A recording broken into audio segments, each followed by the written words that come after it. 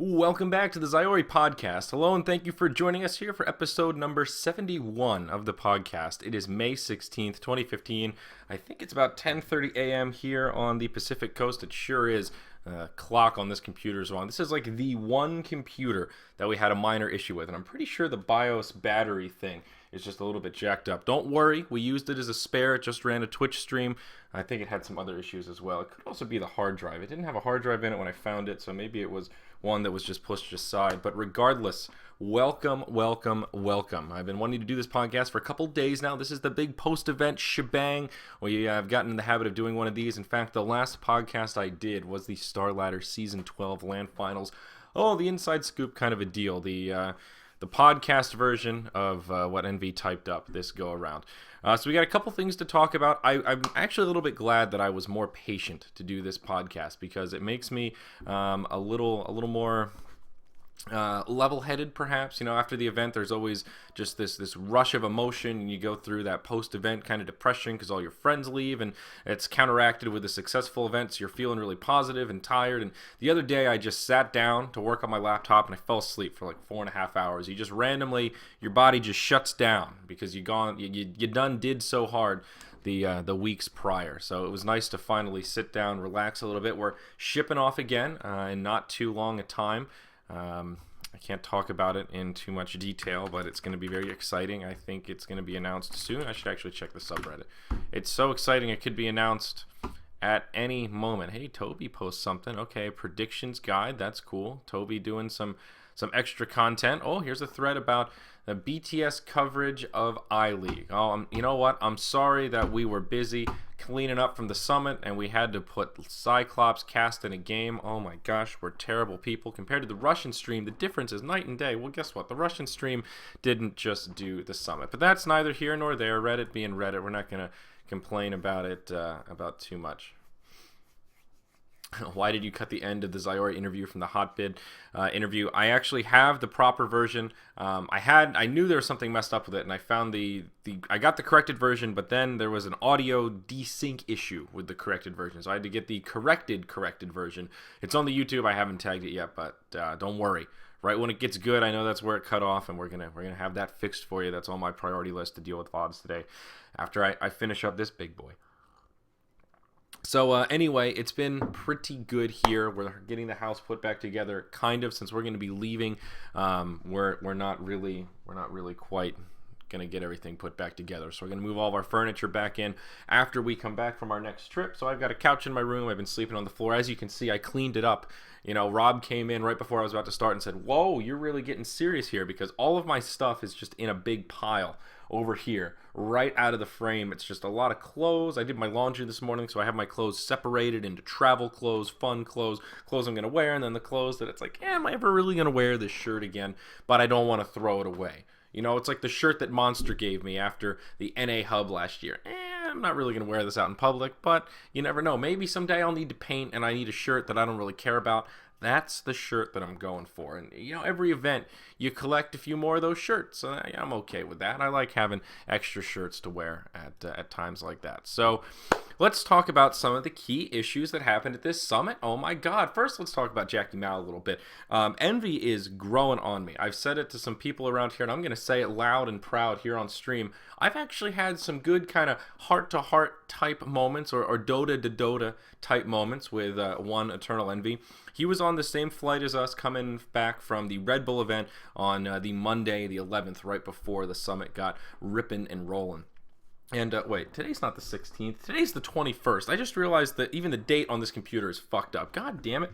All right, it's May 21st, by the way, here for podcast number 71. Sorry about that aside. Anyway, our flight got delayed coming back from San Francisco, so we were just sitting in the airport, and we chatted for like 30 minutes just about kind of random bullshit and macroscopic type things. He was telling me about why he thinks there should be a lot of focus on majors and all these like $50,000 cups shouldn't even really exist. It's okay if they go away. And I counteracted with, well, you need to keep the game interesting for the masses, and how do you do that? Well, you create some hope that you can move up and become a pro player, and you need that that infrastructure so you can slide up to the top so new players can replace the old guys that retire in the years to come. And he was like, yeah, you're right, maybe I'm looking at it from the wrong perspective. Not, I need to look at it not just from a player. And there are all sorts of other things that we talked about, the Summit 3 format, the Red Bull format.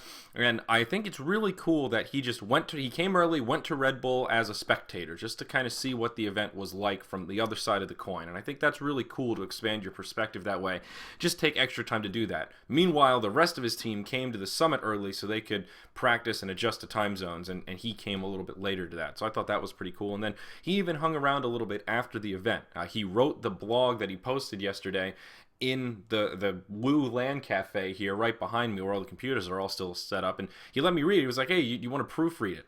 And he came down before he finished it and just asked for just some information, wanted to fact check, clarify a few things, make sure he got it right, which I can also respect, just making sure you got things proper before you start spewing out all sorts of bullshit. That's kind of cool, He's like, you want to proofread it? And I said, well, sure, man, I'd love to. That sounds awesome. So we queue up. We played a game with him as well. Envy carried us in a 4K pub. That was really fun. It was awesome just following his lead. We smoked at level 1, did this whole wraparound. It was really good. But he played Shadow Fiend, picked on the Storm Spirit mid, and we won in like 20 minutes. But that's what you would expect, right? Come on. And Envy, when Envy plays, he tries hard. He would only play one game though. He said it was too boring. So.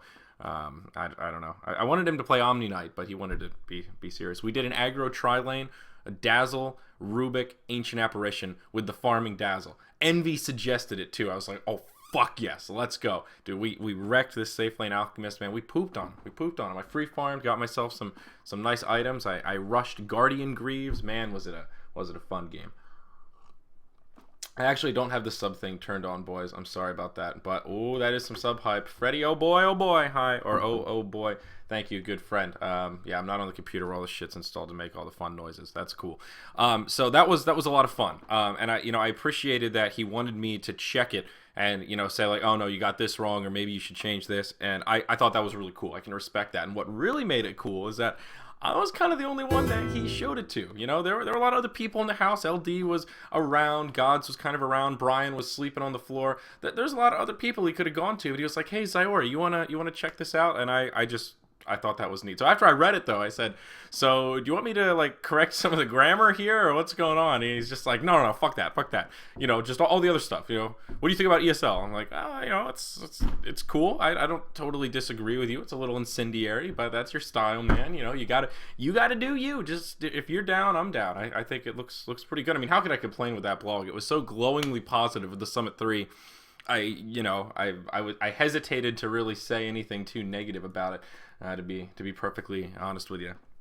But it was a lot of fun. So anyway, that was just sort of a general aside, and I wanted to mention that I obviously proved the blog and liked it. So I proofed the blog, and I thought it was pretty good. Some of the stuff he said about Red Bull I think was fairly spot on. But the key thing, man, for all tournament organizers out there, you want a surefire way to make players pretty satisfied, even if you fuck other stuff up. Just have good, consistent computers. That's really all it takes. Whether that means building them or renting them from someone that you can really trust, you need to have practice computers at wherever they're staying and where they're playing. You need to have it available so that basically every player can have a practice computer at the same time. They don't all have to be in the same place, but a way that they can all get their fiending in. As Dakota says, they get off the plane and they instantly go, where's the computer? I gotta play Dota. And they're itching. The other key thing is making sure it's all the same. You can't have one set of monitors at the practice area at the hotel and another set that they're playing on in the house. It doesn't work. It doesn't work. It's got to be consistent. It's got to be the same. And honestly, I used to think that was kind of silly, but I sort of get it now. Since everyone's left, we've all played on all the equipment and stuff, and I went back and played on one of the shitty 21-inch monitors that we were using, the one that Sumail needed because the 24 one was too big, and it's you have to readjust. And when you're going back and forth, you warm up in the practice area, then come to the playing area, and it's different. It just doesn't have the same feel. So I get it, and I really think that is one of the key things. That was the big change that we made, and players really seemed to like that. Now, there is a dark side to that, of course, and that's that players have a lot of space to practice. So, Summit 1, Summit 2, we purposefully designed it that there would be, 2 teams playing. At Summit 2, there'd be 2 teams setting up. Then there's just 2 teams hanging out at the house, just talking, just bullshitting, doing whatever. They're eating on camera. They're sitting on the fun stream. They don't really have much to do, so they're going to linger around. And that is a way to make players participate more on the couch and on the other streams, but at the same time, they don't like it as much. And it doesn't really create that same tournament environment. So it's tricky. There's got to be a middle ground there that I don't think we quite found at this event until the latter portions. And that mostly came when teams were eliminated. And this is all sort of a build-up to the point I want to make about days 1 and 2 in terms of why players weren't really casting, why the stream felt probably a little bit more stiff.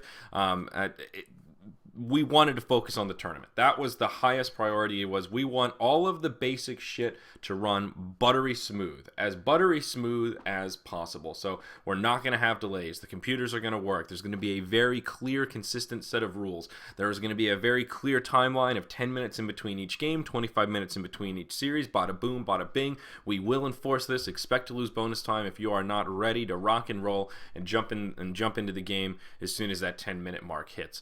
And I think we achieved that really well, almost too well, to the point that teams were, all right, this is fucking serious.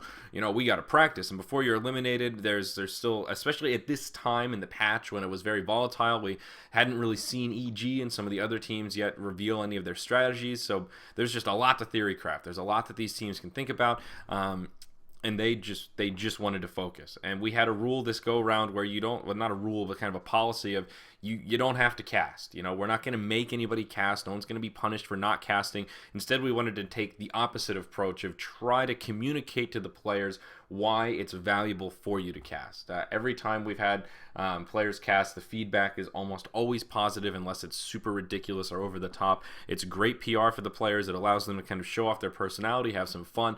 What Cloud9 did in that one series where it was, I think, No Tail, Envy, and Fada, maybe? It was some trio like that, and after the game was over, they just kept talking, and they were sort of doing a mini podcast talking about their team and some of the issues that they've run into and making jokes, and that's the creme de la creme, the content that we're trying to pull out with these players, or at least that was really the image in Summit 1 and Summit 2. Now with the Summit 3, things have gotten a little more serious. We really wanted to have a top-notch tournament, and the sort of reality show, fun, personality aspect of it is a little bit secondary to it just being a top-notch tournament where the players have the best experience possible. So that was sort of the vision that I don't think was properly communicated to all of the people that were watching, and I think that's what really caused the uproar on days 1 and 2, alongside the fact that we had abnormally, ridiculously short games and very stompy series with less than 10% of them being 3 games, vast majority being 2-0 blowouts. I really think it's a combination. If the games were longer and we had more best-of-3 series, the ad fill definitely wouldn't have felt as long as it was. I think one big mistake we made was not breaking up the ad fill. At the beginning, we had just one block. It's all of our videos. So it's all right, roll the ads. 5 minutes later, you're just for fuck's sake. Same order, same thing, no variety, no randomness to it. And we decided after day 2 to break the ad roll. So the break is shorter, and it just rotates the ads.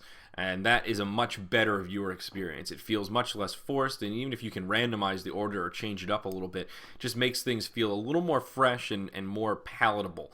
Also it's just shorter breaks, so that helped adjust to the ridiculousness of the schedule. So I think that was kind of a hybrid thing. We needed to communicate better that our priority this time is not having funny joke casts, but having a tournament that the players realize is really top tier, and showing everyone that we know how to do a really well organized, really well run tournament. So that's that part. Of course, players did start to cast more on days 3, 4, and 5. We did it, Reddit, yay. It was more of just players were eliminated on day 3, so they were just more eager to do stuff. And also, there were some players that saw all of the negative PR on Reddit and said, hey man, this is crazy. This is the first time that we had a situation where the community is hating this event and all of the players are loving it. And they're like, that's kind of fucked up. So, okay, fans want more players to cast. BTS is getting flamed because not enough of us are on the couch. So the English-speaking teams kind of banded together, a little bit at least, and they put in more effort to spend some time on the couch. We got some great casts out of Secret, some great casts out of Cloud9. Even Ninja Boogie spent some time on the couch. We had a little bit of fun with it. And we are going to talk about the Chuan cast. Don't worry, that's coming up soon. So that was really nice to see. That kind of warmed my heart a little bit. And one of the visions that we've always had with the summit is that it's not just a fun event where there's a reality show aspect to it, but it's an event where cultures can kind of come together and commingle. There's always been this big dichotomy between East and West, really more China and West. And we've always made a big effort to make sure that we have a truly global tournament. We didn't want to have these kind of events where it's like all Europe and American teams or, one Chinese team. We wanted it to be a really balanced event. In this event, we had 3 Chinese teams and 1 SEA team. So half the event was Asian, and that was maybe a little bit more than, but it happens because we had 1 team that won the redemption vote and 1 that won last time. So that's 2 Chinese teams right there. Then you have to have a Chinese qualifier. So it's okay. But this was one of the first events that we actually saw a lot more commingling. Still not enough, I think, but there was some, and I think the Chuan cast, as I mentioned before, was a step in the right direction on that front. It was really cool during the final night when we had the after party. We turned off the couch stream pretty early, but Smash was in there playing with Hippie and a few other people. I think Sam, our programmer, and a few other folks, and they were having just a really good time. And it wasn't like, oh, Smash came down, he played a few games for half an hour and smashed them. Like, dude, they were playing for like 4 hours. They were just down there playing like back-to-back N64 games, and Smash was winning everything. He was just dominating game after game after game, and he doesn't really speak English that well, so it was kind of cool to see him actually making an effort to interface with our staff and having a good time. And our staff, they were bringing him tequila and all sorts of stuff. He was really having a good time, and just being able to walk around the house and see all the different areas like that kind of warmed my heart a little bit. I know Toffee's talked about in his podcast when he was playing poker at a table with, Syndra and Merlini, Gods, No Tail, and Misery, and it's just this cool mesh of really awesome Dota personalities that you don't often have in the same place, just all hanging out, shooting the shit, and just being normal people. And he mentioned how inclusive it was and how people treated him like he was part of the club. It wasn't like he had to try hard or did anything ridiculous to have to fit in. And there was just a moment where I actually just walked around and saw all the different groups of people commingling and drinking and hanging out and playing video games and playing Smash, and it was really cool. And I had that kind of moment of clarity of, we actually did bridge a couple of cultural barriers this go around. But per usual, BTS is pretty bad at communicating our image and communicating the amount of effort that goes into stuff. For example, the practice area at the hotel, that takes a lot of manpower to run, to organize, to coordinate with, to construct, to break down, and all of that is just invisible. We do nothing to stream that or produce that or make a preparation video where there's some time-lapse footage of the room empty, then it gets set up, and just kind of try and capture the amount of effort that goes into it. Like I mentioned before, sort of steering less into that we want to capture some funny personality moments and more of we want it to be a serious tournament that is also a relaxed atmosphere for players. Communicating these things is very important. I think that would have helped with some of the negative PR we had on the early days. I also think the show lightened up a little bit. This was our first time doing like a real ass production, and we had just come back from Red Bull, so we were hot on a lot of the cool tips that they had and things that they were doing. We had a dedicated audio guy who was really good, and Brian was doing the actual directing this time. He had the in-ear, he was working the walkie, he was telling people when to do the transitions, and then we hired a video switcher, whereas before it was Brian doing kind of all 3 of those jobs with Contini there, I guess basically directing. So production was a lot more organized, there was a much better workflow, and it created kind of a much more serious environment on the couch. And then once we got more players involved, and I mean, thank God Syndra was there. He was like the guy that held down the show when we didn't have enough people. I think he's streaming right now, actually. But there were times where it's like, shit, we just don't have enough players right now. I wasn't scheduled to cast as much as I did, but there were times like on the last day, I wasn't scheduled to cast that, but there was other stuff going on. There was nobody around, and I stepped in and just sat down to cast. I'm really glad that I got to. I felt like my casting, especially on that last day, was really, really good. The Ryu Boras, Zyori Cinderin cast, I went back and watched some of it, and it was great. It was a really solid TriCast. I felt like my play-by-play was really hype and kind of on point. Cinderin and Alan are both very conversational, and they have a great back and forth. So there were times when they would just start kind of not arguing, but sort of debating about different item choices and different strategies, and I could just kind of take a step back and go, fucking do it to it. And they were both very eager to back off whenever action backed out. So I felt like when action broke out.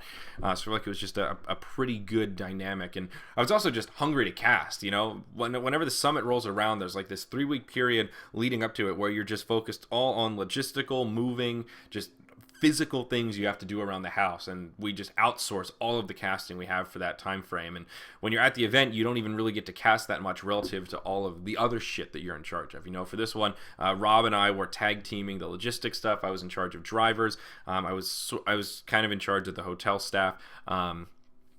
And I was also in charge of the website, which is something else I want to talk about a little bit here. So I had my hands full outside of casting for sure. Coordinating drivers, it sounds kind of menial and silly, but it actually is pretty important because the schedule relies on people being there on time. So coordinating with team managers and managers to all be in the right place at the right time when cars are moving around, you're sort of like... you're just that central intelligence agency that's fucking telling everybody what to do, and you need that glue to hold it all together. And what sucks about being a driver is that you're first up and you're last down, because there's always a skeleton crew that needs to leave late, and there's always the skeleton crew that needs to come early to set up for the day. So there's this weird overlap where you have a lot of downtime during the day, but you've got early mornings and you've got late nights. And I said to him a few times, like, I feel bad going back when you guys still have to drive, because we're a team here. You know, I try to keep the team morale high. At an event, that is very important. You got to keep the team morale going, keep it positive, keep everybody going. The driving actually did go pretty well. It was by far the most organized this go around than any other. You know, you do it twice and you have a pretty good handle on it. Third time's a charm. That's for damn sure. So, all right, let's talk about the Chuan cast a little bit. Now, this was really cool, and it actually bothered me a bit how extreme the outcry was that we tried to do something like this. For those of you that don't know what I'm talking about, I think it was on the final series of day 4. So it was the winner bracket finals. So it was a big series, mind you. And what we wanted to do that day, the opening series, was LGD versus Vici. And we had gotten a number of requests, just PMs on Reddit, emails, tweets, that kind of stuff, of Chinese fans asking about getting some Chinese players on the couch. And LD brought it up when he was on the couch that part of the Home Story Cup is there's always a Korean cast where Korean players try to cast in English, and it's really bad and it's kind of funny, and it's become sort of a tradition that the community absolutely loves, because you get to see a side of these players that don't really speak the global tongue of English, and you get to see their personalities a little bit. And it's always been a very positive, accepted, just good thing for cultural exchange in the StarCraft community. And we, of course, have looked at the Home Story Cup as an inspirator to what's been happening around the summit. That's a really cool idea, and we wanted to adapt it for Dota 2. So we look at something like that and say, well, maybe we should try that. Now that a Chinese team has been voted in the redemption vote, that kind of shows that Reddit is definitely not the majority, because Reddit was very upset when IG got voted in. There's a lot of Chinese fans out there that are watching the summit, interested in the summit, and there's a lot of Chinese American fans that watch the summit. So we kind of wanted to pay some thanks to those folks that bought compendiums and voted for IG, and also just try and bridge some of that cultural divide. On top of that, we had what I would say is the best translator in the Dota 2 scene right now, Josh Lee, Autumn Wins, and his girlfriend Tiffany was here. She was at DAC. She's been to TIs and a lot of events, and they're very comfortable with the players. And obviously, I don't speak Mandarin, so I can't compare translators that well, but consistently, pretty much everyone I've talked to that's bilingual has told me that Josh is by far the best literal translator of all the others in the scene. He's very well studied, and a lot of things in Chinese don't have direct translations, and he's very good at finding ways of describing it in a kind of very clear and descriptive manner.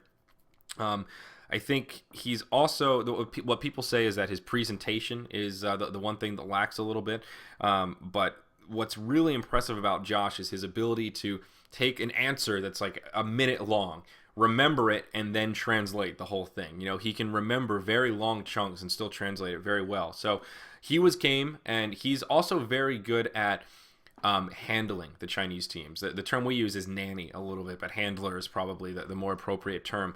But him and Tiffany both are very good at not just, oh, can you translate this for us, but really interacting with the Chinese teams, making sure that if they have any issues, they're taken care of. Some of them were sick and they wanted some cold medication, and it wasn't just, oh, can you translate what's on the bottle? So, oh no, here, we'll take it, we'll explain it, we'll do the whole thing.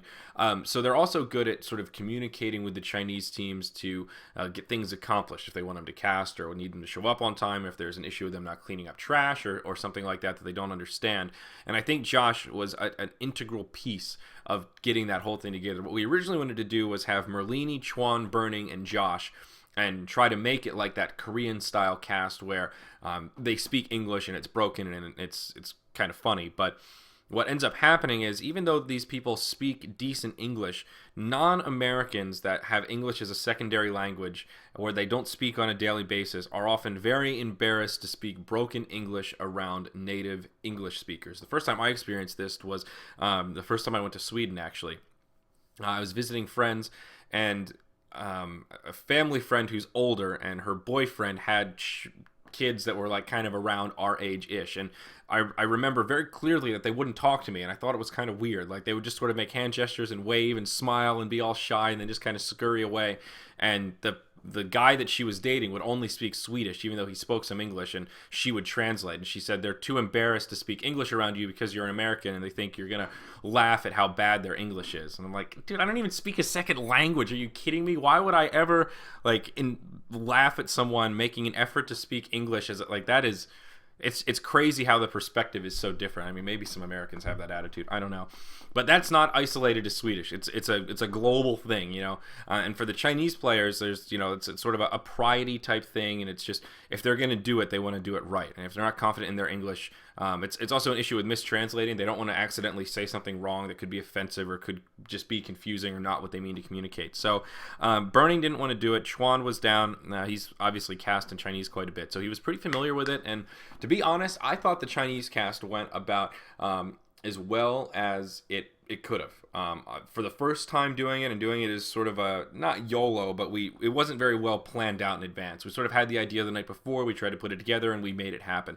It worked out very well that Lumi and Merlini were there because they both speak Mandarin, or at least enough Mandarin, and that's kind of important because they can at least understand a little bit and try to translate back and forth, and that adds to some of the humor. Like during the draft, they were asking Chuan how you say the name of heroes. Like Bristlebag, you say BB, or things like that, like the Chinese slang that they wouldn't really know how to translate.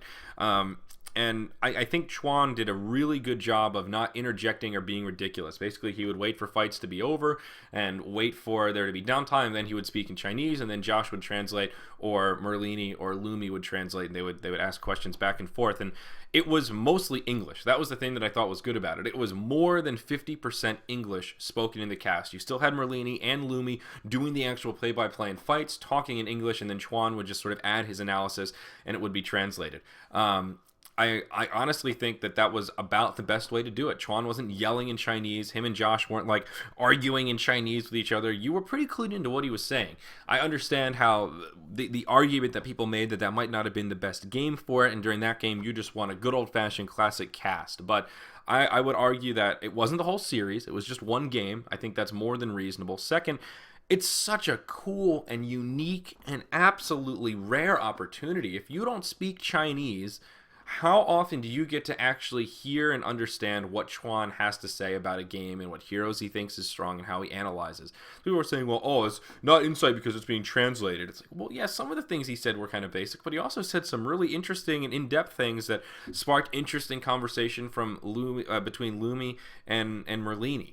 It was a pretty cool experience, and I think what Josh wrote on Reddit was actually one of the best ways to summarize the whole situation. He didn't post it on the really positive thread that made it to the front page, but he did post it on the negative thread that got the most traction that was eventually closed, but it was this really long block of text, and he linked to it in the positive thread, and he just basically said what I just described, that this is a very unique, rare and opportunity. There's always been this big divide between China and the West, and to his knowledge, there's not been any tournament that's tried to sort of combine the two in that sort of a fashion in a cast in front of that many viewers on the stream, you know, the primary English stream or the primary Chinese stream. And he said, you know, that's really cool. What BTS is doing here is unique, and you know, it was not perfect. It was the first time we did it. Maybe it wasn't the best player, maybe it wasn't the best translator, maybe it was, you know, we should have done it in a less important game, but come on guys, this is actually neat. And it was surprising to me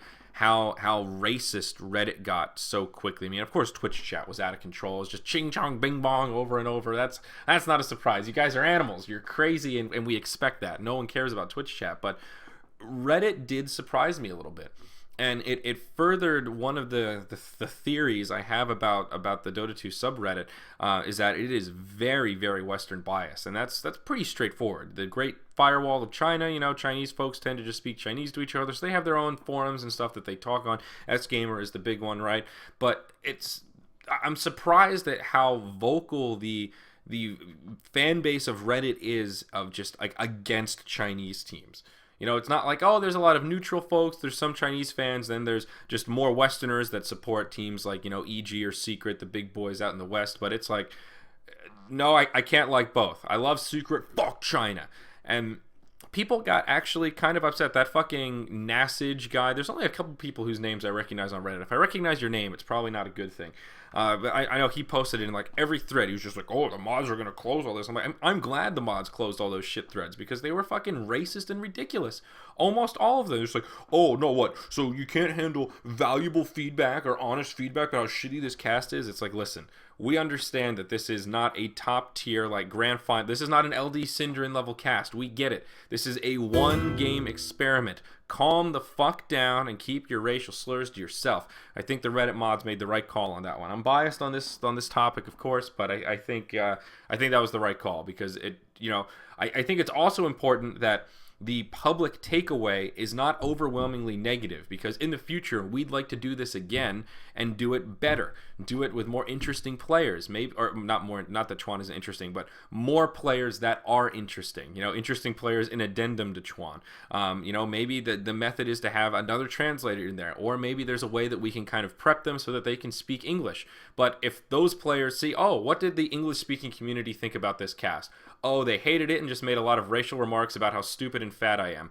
Why would they want to do it again? How is it ever going to improve? And I think it's a real shame if we let this vocal minority of negativity that just express all of this to a degree hate speech about something that could be a big positive that I think a lot of people could really like. And it's just, if you're breaking down barriers, is careful. You know, you got it's tricky. You got to be careful. You got to tread lightly. So anyway, I'm glad the Reddit mods did it the way that they did, and I think Chuan at least seemed to enjoy himself afterwards. He didn't seem particularly negative about it, so that's nice. That's good. But I thought it was really cool. I'm really glad that we did it, and the people that didn't like it, go fuck yourself. That's about what I have to say about it. Speaking of ads, oh, how did I forget to, I just saw someone say that BTS doesn't handle criticism well. I just, remembered the Wayne's World bit and, the filming of that. That was pretty interesting. Of course, that was a response to all of the ridiculousness that was happening on days 1 and 2 about the ridiculousness of our ad roll and how serious the sponsor plugs were. Some of it was internal mismanagement with really painting a clear picture. It's like when you don't pick up sponsors all at the same time. It's not like, okay, you flip the switch and today we have all the sponsors. It's a process, and they all come at different paces and they all have different priorities. So it's all about balancing the gives and making sure you're giving the sponsors the exposure they need, at the same time balancing your show so it's not nothing but ads. That can be a little bit tricky, and when you don't have a super clear picture of who all of the sponsors will be and exactly what they're going to want, you just don't know how the show is going to flow completely. And that was something, like, we've never had this many sponsors at a summit before, so that is something that we're still growing into and managing in different ways and experimenting with. So I think there was just a little too much ad stuff. You know, we didn't really think about, okay, how much time are we actually going to have to spend plugging things and showing off apps and talking about bets per day, per person. Holy shit, I feel like a sellout right now, you know? It's just sort of hard to set that up until you're actually in the moment and doing all of it. Of course, you can be more organized. But anyway, we had this idea late on Tuesday night. It was probably around like 8 o'clock, and we were in the production area upstairs. It was the two camera guys, Steve Aoki, Dan, myself, and Dakota. There were probably some other people up there as well. And we were just kind of bullshitting around and letting off some steam and just talking about how, man, this is like, we all feel like everything's running smooth, everything's going great, and this is just... You would go to the subreddit and think the tournament's a whole fucking disaster. It's just awful. So we just kind of bitched about it in a somewhat constructive way. And Dakota was like, you know, you ever see Wayne's World? You ever see that bit? Like, I kind of just want to stick it to him and do something over the top and ridiculous like that. And then we watched the clip, and the camera guys were like, that's not a bad idea. Maybe we should do that. And Dakota's like, I'm fucking game. They're like, Andrew, would you do something like that? I'm like, fuck yeah, are you kidding me? A chance to recreate the Wayne's World clip that I watched growing up, giggling at night after. Oh, fuck yeah, let's do this thing. Excellent, party on. So we went to LD. We wrangled him and said, all right, what do you think about this? LD was like, all right, I'm in. This sounds fun. And I realized as we were starting, like the camera, as we started moving the couch around, getting the lights going, getting the colors and the feel, and we went downstairs, and on the big TV that people were spectating from when you were sitting on the couch, we just put on the clip on the infinite loop on YouTube and just kept watching it over and over and over and over again as we set up each individual scene. And I realized about 10 or 15 minutes in that we were all drinking a little bit too, and letting off a little bit of steam, having some vodka red keys. Anyway. It was a really good morale booster for the group. I felt like it was a very positive outlet for us to sort of let off some steam, do something constructive, and have some fun with it. You know, we were all really pleased with how the final product looked when it came out, and the humor was there. You know, it was a very creative way to deal with the situation. Of course, we did make some changes in addendum to it, so it wasn't just the video, but it really was a positive morale booster for the group. And I think even if the video turned out like shit and we decided to can it and never air it on stream, it was really, really fun. And it reminded me that like this is a group that actually has been experienced enough and been through the ringer enough that we know when shit's going down on the PR side, when Reddit's hating on it, when we're not communicating properly, when things are going wrong. You have to keep a clear head. The worst thing you can do is really get tilted by it and just go, oh god, this is awful. This is, just keep reading it and stewing and getting more mad, and you don't want to get into that back and forth where you're on there trying to defend yourself and like really getting into it with people. You need to take the more mature approach. You got to step back. You got to flow backwards, and you got to think, What's going on here? Why did this happen? Is this my fault? Is this a miscommunication? Is this an individual's fault, or is this just a failure in the system that we designed as a group? That's really where a lot of our problems stem from, where it's not one person dropping the ball. It's not like, oh, LD forgot to order the pizzas. Oh no, we don't have dinner. It's more of, we didn't really think about that as a job or something that we all thought of, oh yeah, that'll be easy. Someone will take care of it. It ends up being something really big and significant that you need a person to manage. And then that's where you have this whole position that's just not getting filled. And that's a breakdown in the system. That's an oversight from the group consensus, not just one person that's really fucking up, and that's where these weird little bottlenecks come from. So, okay, one more big chunky topic we've got to talk about. Was Kuroki the swear cast?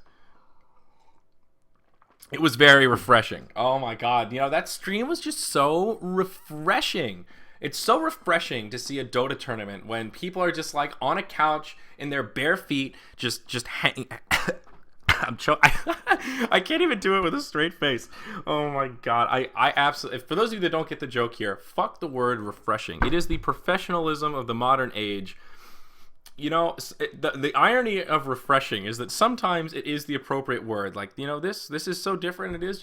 It's a little refreshing to see someone with a little passion come onto the scene. Sometimes it fits perfectly, but it's just this regurgitated, chewed up and spit back out, overused, phrased particularly rampant in the subreddit of just it expresses all things that are part of the fickle nature of /r Dota 2. Of that, this stream is so refreshing. Oh my god, this clothing, it's so professional. It's like so refreshing to see that.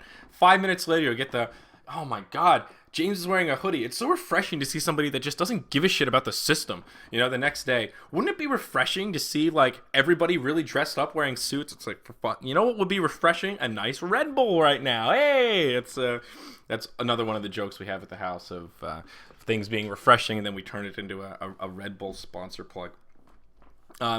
So I want to talk about gambling. That's the big final topic we're going to hit for this podcast here. I think we've got about 20 minutes left. We might not make it all the way to the hour, but we got a lot of flack for promoting Vulcan. I got to breathe here. I got to take a deep breath and slow it down, because this is an interesting topic, and I would love to have a European individual on the horn with me right now. So I understand that some people don't like gambling. I understand that gambling is an addiction. Okay, I understand both of those things. There are a lot of other things in life that are classified under the addiction category. Okay, so you can't, when you're talking about addiction and legality of how things should be managed or marketed, you can't look at it in a vacuum. You can't look at the one thing that you're talking about and just say, fuck everything else that falls into this category that would be affected by legislation. You have to think about it from a bigger perspective. That's just a preface of just, let's clear our minds of bad thoughts here. Let's rise above, you know, pretend you're God, you're looking down and you're seeing the big picture. Okay, that's how we want to approach this conversation. So any kind of betting sponsor, whether it be Vulcan fantasy betting or eBettle or esports bets or earn real money or whatever the fuck it is, there will always be people that will have some anecdote of, well, my dad was a gambler and then he shot somebody because he didn't have enough money. That's really sad. I'm sorry to hear about that. Everyone has a sad anecdote about a family member that drank and then drove and ended up dying, or smoked too many cigarettes and got lung cancer, or some other terrible tragedy. Tragedy is all around us. That's why anecdotes are called anecdotes and not facts. Right? You can't use that as a basis of, oh, gambling is bad because I knew an individual that I cared about that could not control themselves with gambling. That's unfortunate. Gambling is something you need to be wary of, but that doesn't mean that people that can handle it should not have the right to gamble. Very basic stuff. Hopefully we're all on the same page, Twitch chat. So, moving forward. Vulcan is a little bit different from other betting sites. And I'm not saying this because I'm being paid to, or I'm being sponsored by Vulcan, or because I even really like Vulcan. This is just a statement of fact. It is different from betting on which team will win. A fantasy draft is much more complex and non-DDoSable as something like Dota 2 Lounge, where you're just, all right, I'm all in on this team winning. That's when people say, oh, well, you're supporting the hypocrisy because you're supporting the things that cause a lot of the DDoS issues. You can't DDoS because of Vulcan. I mean, you theoretically could if you had a draft that was like all in on one team and you needed them to win. Like, it's possible, but not to the same capacity. It's much more convoluted and difficult. It does not encourage DDoSing the same way that something like a Dota 2 Lounge all or nothing black or white style bet would. I'm sure there's a prop bets, I guess. I don't fucking know the term. I'm not a big gambler. I don't know the terminology for this stuff. So that's just one thing that I saw across this thread that kind of blew my mind. But what really ogled me was the volume here. I have a 6 days ago, right? 6 days ago, this is a thread titled, I think we need to address the massive problem with promoting betting, ... 2,500 net upvotes. The person was awarded gold. They were gilded on the subreddit. It's got 82% upvotes, 28% downvotes. That's an insane ratio by itself. And then on top of that, it has 1,400 comments. A lot of them agreeing with what Phantom Dipshit 9974 whatever has to say here. The sheer volume, the size, the raw girth of the jerk that was this circle absolutely blew my mind. It cooked my noodle, Matrix style, you know? Were you gonna knock it over if I didn't tell you? I actually couldn't believe how many people were just like, no, this is a problem. You are promoting gambling. You are ruining lives. Blah! Like, whoa, okay, I get some people don't like gambling, but the main argument that it boiled down to, it seemed like, was that people were really upset that the stream was not rated 18 plus, and not that we were rolling commercials for gambling, but that we were, quote, promoting a culture of gambling, and not saying, hey, if you're less than 18, go get mommy because it's about to get serious. And we're just talking about it like, hey, gambling's cool. You know, you get on there, you make your fantasy bet, you put some money on, you could get rich tomorrow. Like, here's the most upvoted comment on the thing. Here it is. I'm going to read you a quote. This is titled, Our Open Letter to BTS Staff Members. 1,700 net upvotes as a comment. Ready? Imagine this. Your child watching an esports stream and tells you they want to make money by gambling away your money at the raw age of 15 years old. Quote, Merlini and Hotbit are really cool guys, and they made a lot of money, mommy. Can I have some money from you and try to make this fantasy league and earn money? Yeah. Pile up some pillows before sleeping and think about what you just did. What lines you finally crossed. Think about it. Con-fucking-grats. Is that real? Do people, like, is that a troll that has just won Reddit? Like, that is, if you, like, here, I'll drop the link right now. And you can, it is, if you sort by best, it is the best comment. So where did this disconnect come from? That gambling is this a European thing? Because gambling is pretty normal in America. Fantasy leagues in regular sports are absolutely ridiculous. I mean, it's massive. Fantasy leagues in the NFL and like pools in the office, like even people that don't really gamble or don't really watch sports play.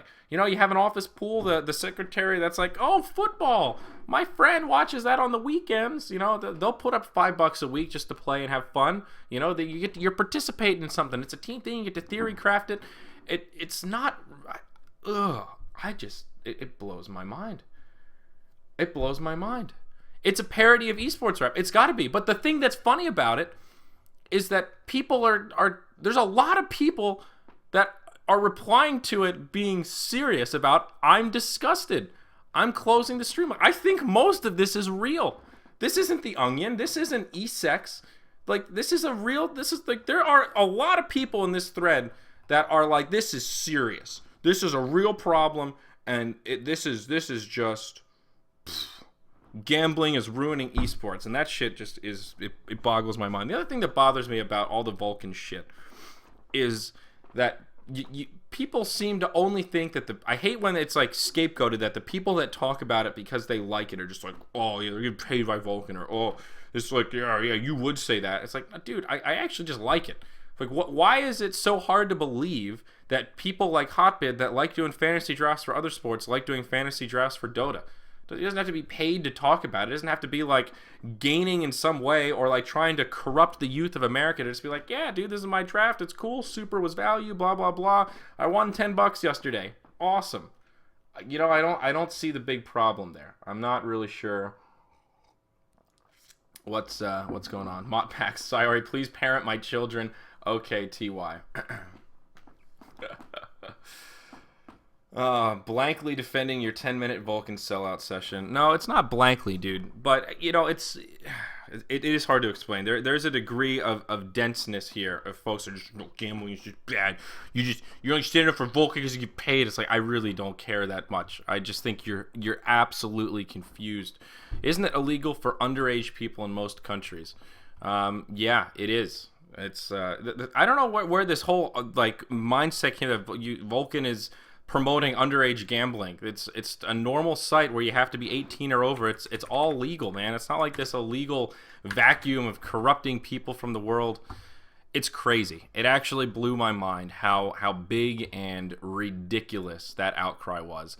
And I guess it would have satisfied some masses if we put an 18 plus kind of little banner on it, you know, a little logo, make sure, you know, we're not promoting the culture of gambling. Yeah, I don't know, man. All things in moderation. It's gambling. What are you going to do? Gambling is a very controversial topic. Is it really? Is it really that controversial? Yeah, there you go. People are talking about real sports. It's way more prevalent in real sports. I feel like it's not even that controversial. Like sports betting, like gambling. We're not talking about like blackjack or ponies or fucking like roulette. You know, we're not talking about like casino, like the people that have put their entire life fortune into the slot machine. That's not what we're talking about here. That's never been what we're talking about. We're talking about fantasy leagues. I mean, even stuff that isn't just Vulcan, but like I think the black and white bets are about as close as you can get. But there's like it's called sports betting because there's a degree of skill involved. It's statistics based.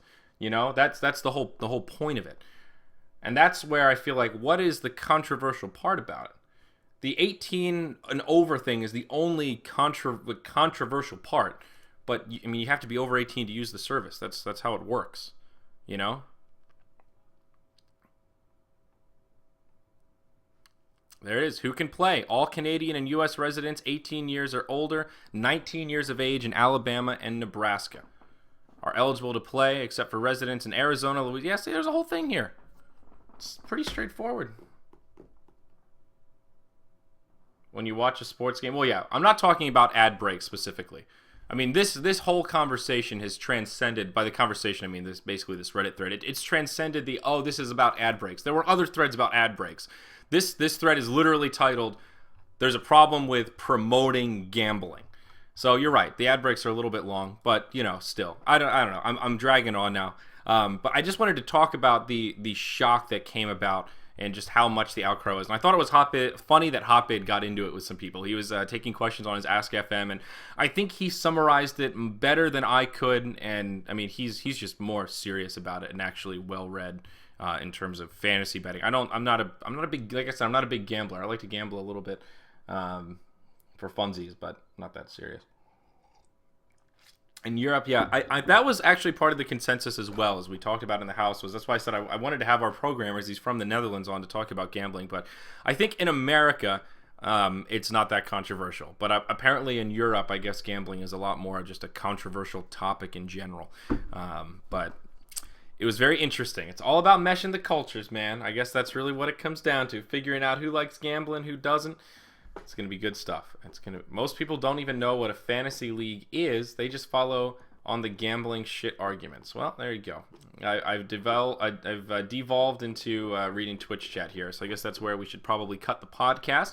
It's been a pleasure, gang. The Summit 3 was a lot of fun. I'm glad it was a pretty successful tournament overall. I'm still so happy that the players enjoyed it. We got through it, and we didn't have any cataclysmic issues this go around. No big crashes. The network held steady.